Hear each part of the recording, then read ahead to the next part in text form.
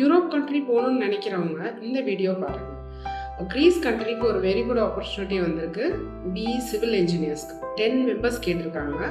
So உங்களுக்கு Greece பற்றி details சொல்லிடுறேன். கிரீஸ் வந்து உங்களுக்கு 5 இயர் பெர்மிட். 5 இயர் பெர்மிட் வந்து உங்களுக்கு வெரி குட் ஆப்பர்ச்சுனிட்டி.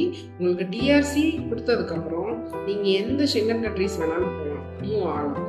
அதாவது 29 ஷெங்கன் கண்ட்ரீஸ்க்கும் நீங்கள் அங்கேருந்து சப்போஸ் இந்த கண்ட்ரியில் ஒரு 1 lakh வாங்குறீங்க கிரீஸில் அப்படின்னா, அதர் கண்ட்ரி நீங்கள் போனீங்கன்னா ஒரு 2 lakh கொடுக்குறாங்க அப்படின்னா அந்த கண்ட்ரிக்கு நீங்கள் டோட்டலாக ஷிஃப்ட் ஆகிக்கலாம்.